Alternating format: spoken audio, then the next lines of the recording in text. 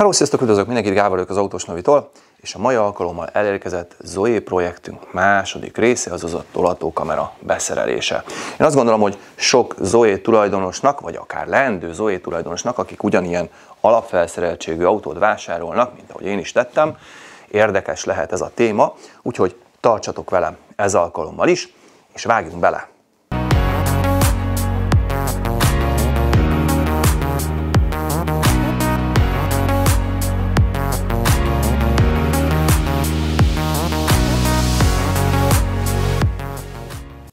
Ahhoz, hogy a tolatókamerát be tudjuk szerelni és az működjön is, ahhoz elsőként aktiválnunk kell az Airlink 1-es multimédiás készüléken a tolatókamera bemenetét, hiszen ez egy ilyen alapfelszereltségű autó esetében kikapcsolt állapotban van.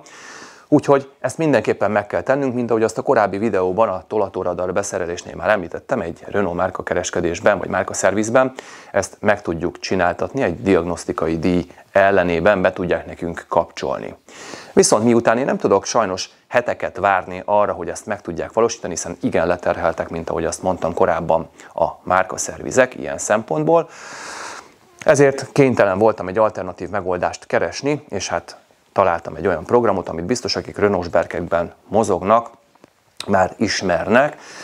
Úgyhogy ennek a programnak a segítségével és egy diagnosztikai kütyűnek a segítségével, amit egy kicsit át kellett alakítani a Renaulthoz, hiszen a CAN bus kommunikációja nem ugyanazokon a portokon működik egy ilyen OBD csatlakozónak a Renault esetében, mint egy Toyotánál vagy egy bármilyen más autónál, úgyhogy két kábel átforrasztásával gyakorlatilag alkalmassá tudtuk tenni ezt a készüléket, amit már egyébként láthatatok a hibrid hatótávtesztnél, illetve elektromos hatótávtesztnél is. Úgyhogy ezzel a kütyűvel gyakorlatilag és egy számítógép segítségével sikeresen beaktiváltam a tolató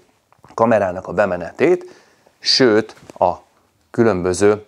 segédvonalakat is lehet parametrizálni, illetve állítani ennél a programnál, úgyhogy ezt megmutatom, hogy mit és hogyan tudtok ilyen szempontból, már akinek van erre nyilván affinitása, és nem akar ugyanúgy, mint én, egy márkaszerviznek a segítségére várni, hogy lehet ezt megcsinálni. Ahhoz, hogy be tudjuk kapcsolni a tolatókameránknak a képét, ugye egy számítógépre van szükségünk, illetve az előbb mutatott OBD-s kis kütyűre, amit át kellett alakítanunk ahhoz, hogy ugye a Renault-val kommunikálni tudjon, és a számítógépen a DDT for All nevezetű csodálatos Renault-s diagnosztikai programra van szükségünk, ahol is, ha betöltöttük magát, illetve kapcsolatot hoztunk létre a számítógépünk és a diagnosztikai kütyű között, gyakorlatilag be kell töltsük az autó adatait, akkor rádió konfigurációja, van egy rear kamera nevezetű felületünk, ami alapban not fitted-ként van jelölve. Én már bekapcsoltam, tehát itt ezeket a paramétereket mindet érdemes átállítani fittedre, és ha ez megtörténik, akkor hát is nyilván mondjuk ez azoknak szól, akik kvázi önmaguktól is megcsinálnák ezt, tehát értenek valamilyen szinten ehhez a programhoz, vagy már esetleg használták, hogy itt találják gyakorlatilag a tolatókamerának a beállítását. Majd, ha ez megvan, akkor ugye meg kell írnunk, tehát a haladó módba, írási módba belépünk, megnyomjuk ezt a Right Rear Camera Configuration-t, és a másik oldalon is a zöld részben megjelenik fitted-ként, tehát beállítottként az egész paraméter, és ami még érdekes, és ugye amit említettem, hogy a segédvonalakat is tudjuk állítani, hogy a tolatókamerának a fix segédvonalai megjelenjenek, illetve a dinamikus segédvonalak is megjelenjenek. Ezeket itt tudjuk bekapcsolni, tehát indicationre célszerű állítani, és onnantól kezdve gyakorlatilag már tudjuk is kezelni a képernyőn azt, ami gyakorlatilag ott meg fog jelenni. Nyilván, amikor be van szerelve már a kamera, akkor ugye képpel, most jelen pillanatban csak a sötét képet látjuk. Tehát, hogyha ezek megvannak, akkor innentől kezdve már csak be kell szerelnünk a kamerát, amit most provizórikusan ugye be fogok rakni hátra, hogy megnézzük, hogy ténylegesen mi történt. Ugye nyilván mindjárt szét kell szedni a középkonzolt, hogy ki tudjuk venni magát a monitort, és ugye rá tudjunk csatlakoztatni 2 kábelt, és onnantól kezdve már tényleg csak rá kell csatlakoztatnunk a kameránkat, amit mondom először csak provizórikusan így a próbaképpen fogunk megcsinálni, és utána be lesz fixre is szerelve, hogyha tényleg minden működik. Úgyhogy ezt elmentjük, és innentől kezdve gyakorlatilag már a tolatókamera úgymond be is van kapcsolva, működőképes állapotban van, tényleg csak a kamerára vár a monitor. Milyen remek dolog az, hogy a legutóbb ugye a lökhárítóból fel lett húzva ide a tolatóradarnak a egységéhez a tápellátás, hiszen gyakorlatilag ugyanerre a kábelre kell a tolatókamerának a tápját is kötnünk. Most még egyelőre csak ugye a próba véget, de ha minden rendben van, akkor értelemszerűen már is fixálhatjuk majd a vezetéket. Na, rácsatlakoztatjuk a kamerát.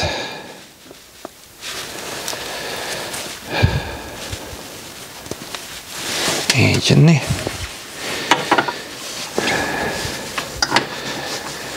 Hát, mindegy, ide helyezzük. Ezt valamilyen képet majd látni fogunk. Ahhoz, hogy be tudjuk rakni a kameránkat, ahhoz gyakorlatilag szét kell szednünk itt a középkonzolt, amit ennek a panelnak a leszedésével kell kezdenünk. Nem kell megijedni, mert a patentok elég masszívak, és nem fognak valószínűleg eltörni. Az Airlinknek a kezelőgombjait kell lecsatlakoztatnunk, illetve a klímavezérlőnek a két csatlakozóját itt a hátulján. Ezeket a levettük, magát a előlapot el is rakhatjuk, és látható két-két csavar fogja magát a kijelzőt, ez csak egy kijelző. A rádió része az egész Airlink rendszernek az a kesztyűtartó mögött, itt alulról érhető el, tehát ki kell vennünk a kesztyűtartót ahhoz, hogy hozzáférhessünk magához a rádió részhez, tehát ahhoz a hagyományos egydínes készülékhez. Ha kivesszük a készüléket, amit ugye két-két csavar fog, akkor ki tudjuk billenteni a monitort, és gyakorlatilag rá tudjuk csatlakoztatni azt a két kábelt, illetve csatlakozó sarut, amivel a kamerát majd tudjuk fogadtatni a készülékkel, tehát rá tudjuk dugni majd a RCA csatlakozóját, egy kis átalakító. Ilyet sajnos csak készíteni lehet, fizikálisan nem elérhető. Egyébként érdekességképpen, amikor először kerestem a kamera kábelét, akkor egy érdekes összeégett kábel köteget találtam az autóban. Nem igazán értettem, hogy mi a búbánat lehet ez, ami ment itt a kormány alatt át, és befejeződött a záoszlop oldalsó burkolata alatt, tehát itt a műszerfal oldalánál, és a kábel végén feltűnt egy elektronika. Gyakorlatilag ez egy GSM alapú ellenőrző rendszer, egy ilyen Texa gyártású, gyártmányú egység, ami, mint a végén kiderült, gyakorlatilag miután ezek ilyen kulcsos autók lehettek, illetve hát ez is abba a körbe tartozott, hogy bérautó vagy gyakorlatilag ilyen autómegosztós autó Olaszországból, ezáltal egyrészt kellett egy ilyen plusz megfigyelés. Egyébként itt az OBD csatlakozónál, a diagnosztikánál alapvetően bent volt egy OBD adapter, ami ugyanennek a Texának a kütyüje. Tehát aki esetleg ilyen autót vásárolt, és még nem vette ki itt a SD kártya alatti kis tároló, tehát a váltó előtti tároló rekesznél ezt a burkolatot érdemes kipattintani, ki lehet felfelé húzni, és nézze meg, hogy nincs egy ilyen kütyű az autójába, mert ahogy láttam, alapvetően egy nagyon jó dolog, hiszen az autókban már manapság enélkül a vészjelző rendszer nélkül nem igazán engedik, hogy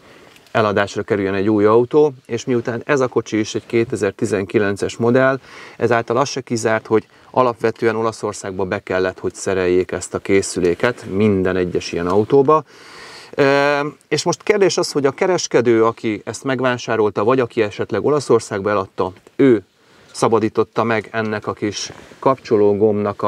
amit ide raktak egyébként, tehát még a helye látszik, hogy ide volt ragasztva a műszerfal tetejére, illetve vannak olyan képek is, fönn a neten hirdetett autókról, amiben benne van még ez a vészjelző gomb, amivel gyakorlatilag egy diszpécser központot el tudunk kérni mondjuk Olaszországban, mert hogy itthon nem működik.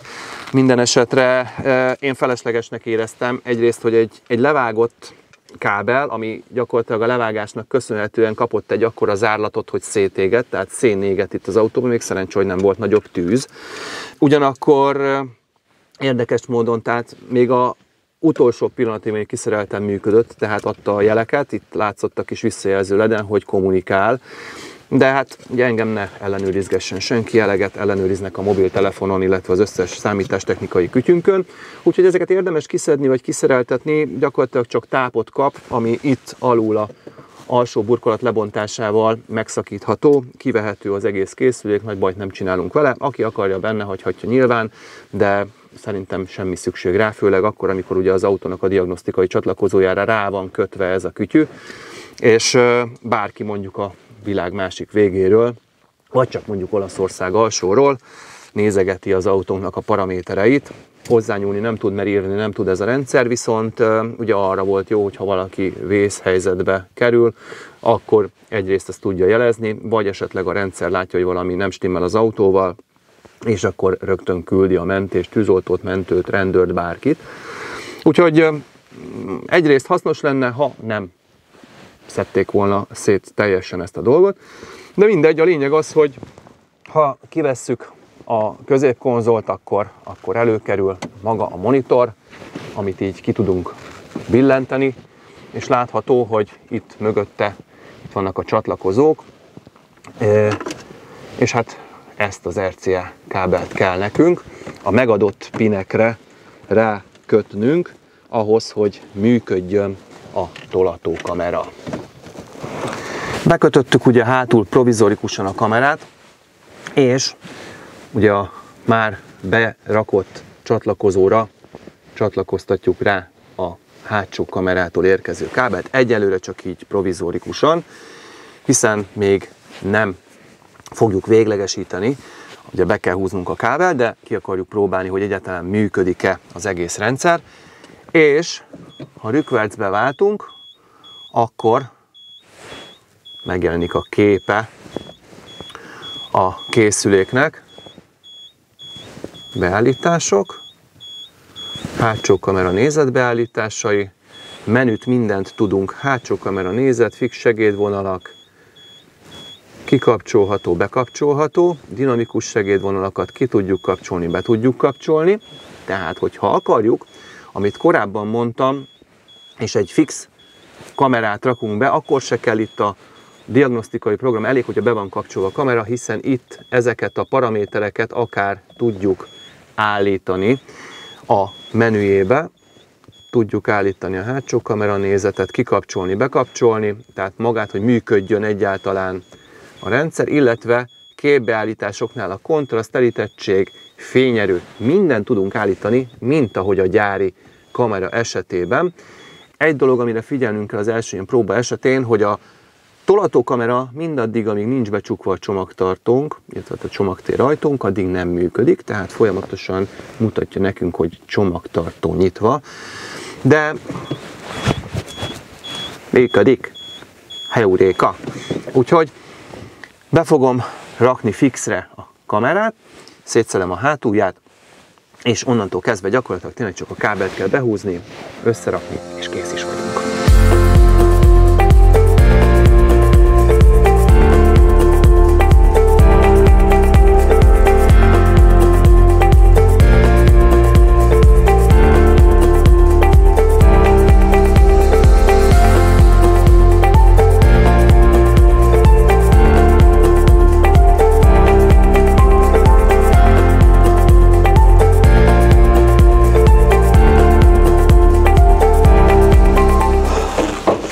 Megmondom őszintén, hogy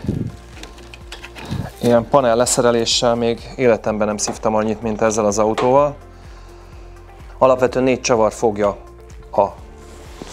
hátsó panelt, ugye, amiben a gyári helye egyébként itt van a tolatókamerának, és ugye két patent is van, de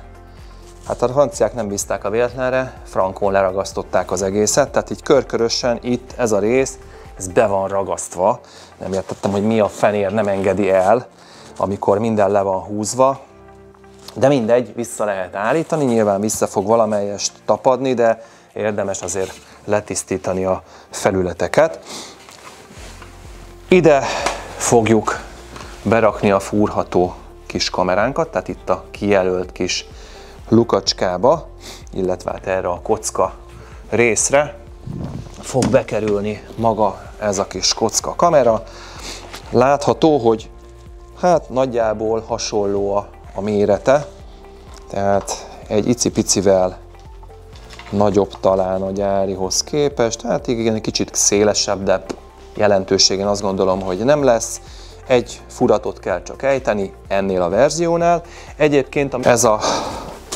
rendszámtábla világítás helyére rakható kamera, ez is egy teljesen egyszerű, ugyanaz a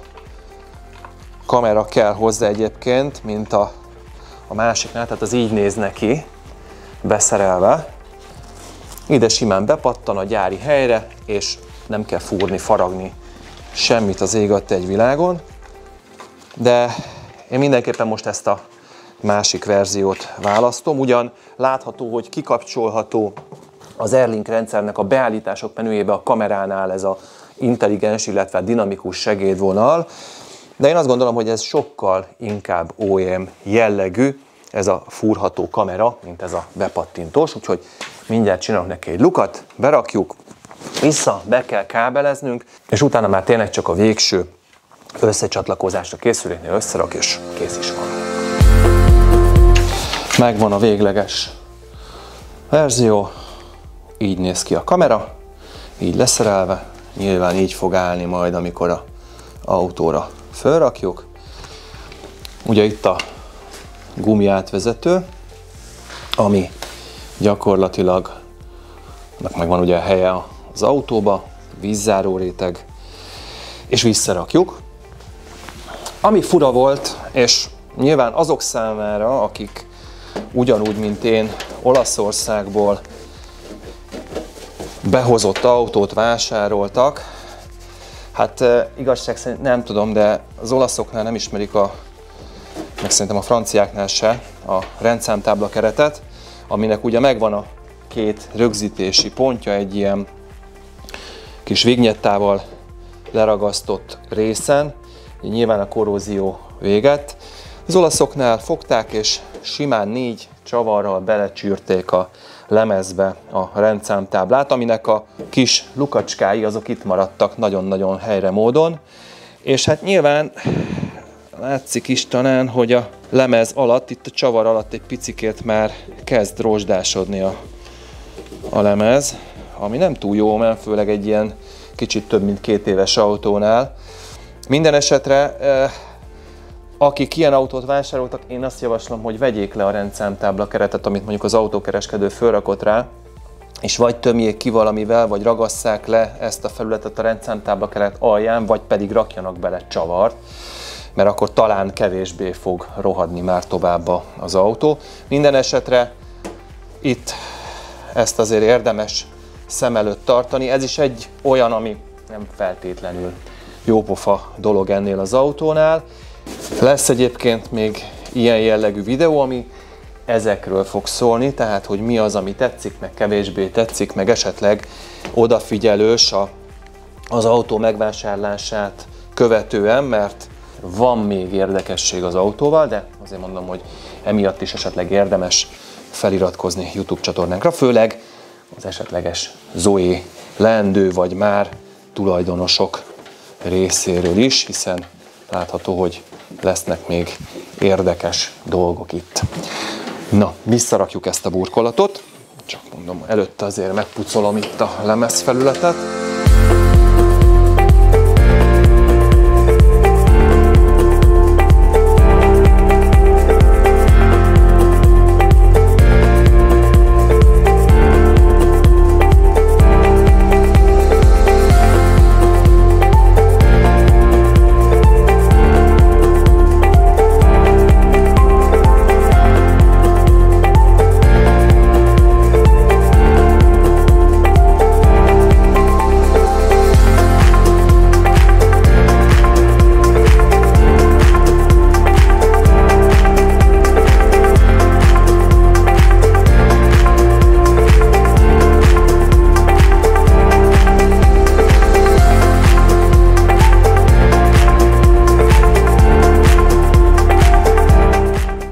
Összekötöm most már a monitorral, és onnantól kezdve csak tényleg össze kell raknunk az autót.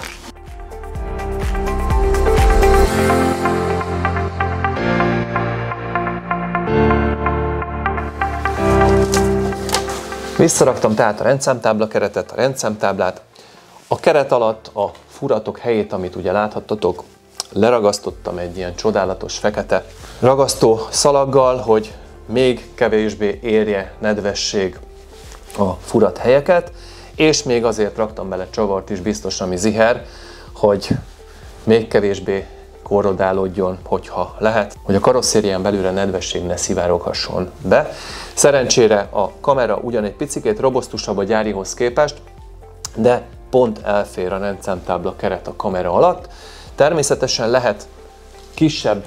méretű kamerát is, sokkal gyáribb kinézetű kamerát is kapni, viszont azoknál nem lehet ezt a parkoló vonalt, ezeket a segédvonalakat kikapcsolni, hanem azoknál fix megvan. Természetesen, mint a tesztnél látható volt, hogy kikapcsolhatók a segédvonalak a rendszeren, tehát utólagosan így ebben a gyári felélesztett tolatókamera rendszernél ez mind állítható menüből.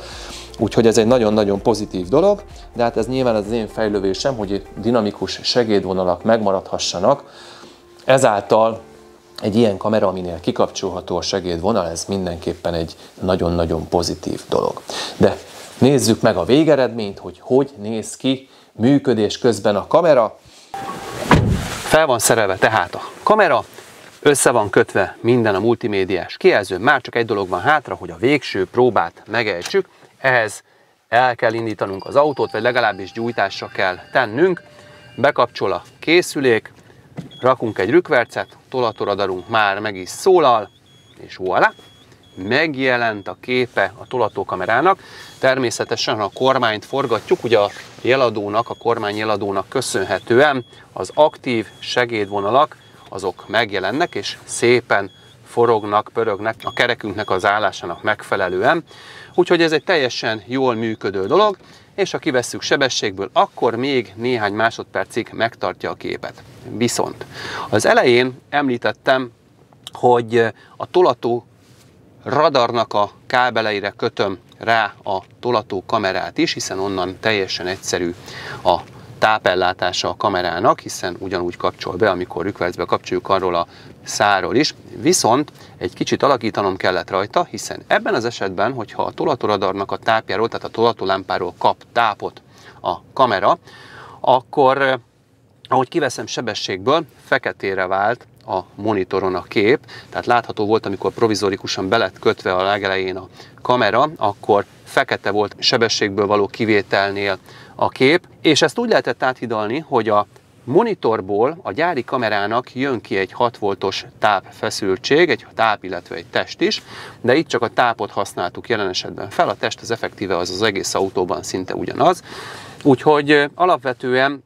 a hátsó táp el lett vágva, és innen a rádióról, illetve hát erről a multimédiás kijelzőről vissza lett táplálva a rádiónak a